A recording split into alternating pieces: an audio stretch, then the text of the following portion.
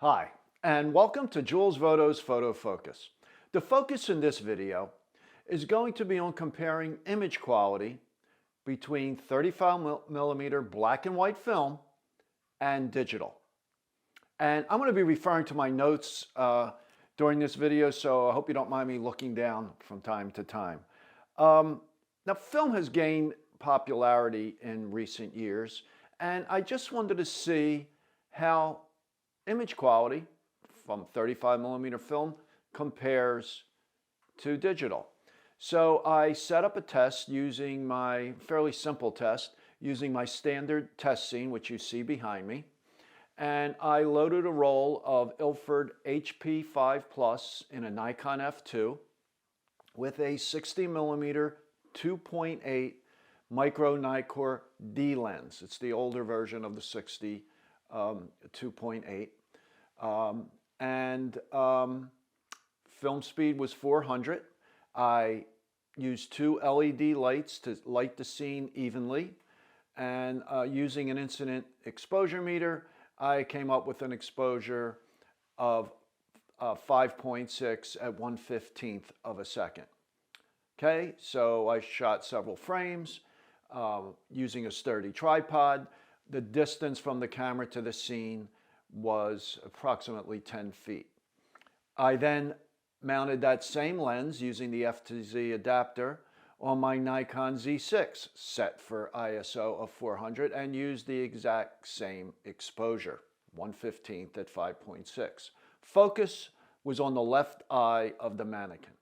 I sent the film off to a lab to be processed and scanned, and the scans came back to me on a USB drive. The size of those scans was 87 megabytes, and the pixel dimensions were 6774 by 4492. Now, also, when that film came back, I wanted to digitize it myself and see if there was a difference in quality. So using the Nikon DS2 film digitizing adapter, which attaches to that same 60mm lens. Now, it attaches to the 60 2.8D. It also will attach to the 60 2.8D, and there's also, I believe, it attaches to the 40mm DX macro lens. Okay. Oh, one other thing. On the Z6, I had the picture control set to monochrome. I wanted to digitize it myself using the DS2 just to see if there was a difference in quality from the high-res scans from the lab to digitizing it myself on my Z6. I will be doing a video in the future on setting up and using the DS2. Just quickly, I believe it worked very well. It was very easy to use. Okay, so let's look at the results. The image from the Z6 was 6048 by 4024 in pixels. When set for 300 pixels per inch, that worked out to image size of 20.6 inches by 13.41. I then downsized it to 12 by 8 at 300 pixels per inch. So I then did that to each of the other images so they would all be the same size for comparison purposes. The scan was 6774 by 4492, as I mentioned earlier, and at 300 pixels per inch, that worked out to 22.58 by 14.97. Again, I downsized that to 12 by 8 at 300. And then the image using the Nikon ES2 worked out to be, of course, the same size as the image from the Z6. Again, 6048 by 4024. And again, I downsized that to 12 by 8 as well at 300 pixels per inch. So the image shot on the Z6, as you can see, has absolutely no visible noise. For many years, I shot medium format 120 film with a camera that produced 2¼ square negatives. And the images from the Z6 remind me of the images that I got using 120 film. Not just for sharpness and lack of noise or with respect to film grain, but for the smoothness of the transition between different shades of gray. It just looks like, very much like, those images that I got from 120 film. The images from the scanned and digitized 35mm film were very close. I had to make a little adjustment in each, little density adjustment in the images that I digitized using the ES2. I just had to add a little bit of sharpness. But once that was done, they were very, very similar. Grain was very apparent. Sharpness was good.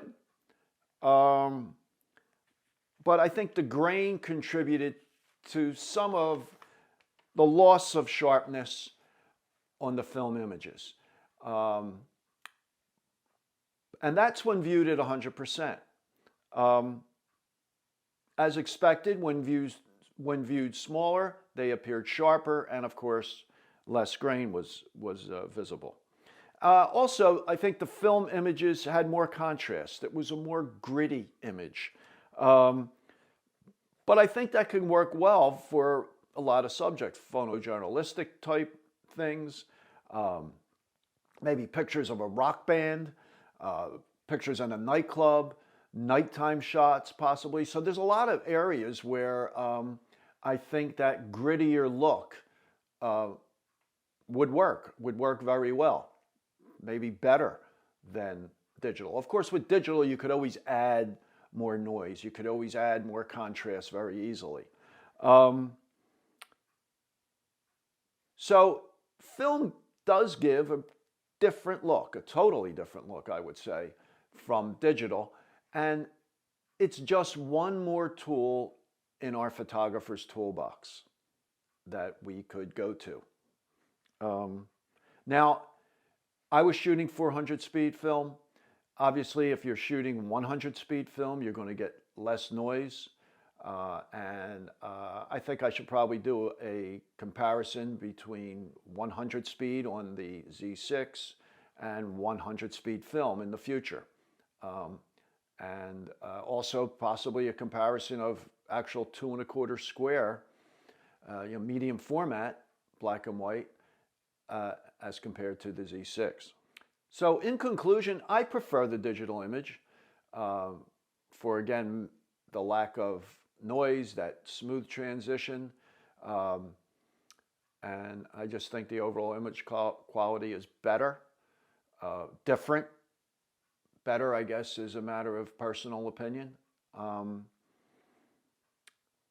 For years, over 30 years, I shot film, and I transitioned to digital about 20 years ago with the Nikon D1. And digital cameras have, image quality has improved tremendously in that 20 or so years.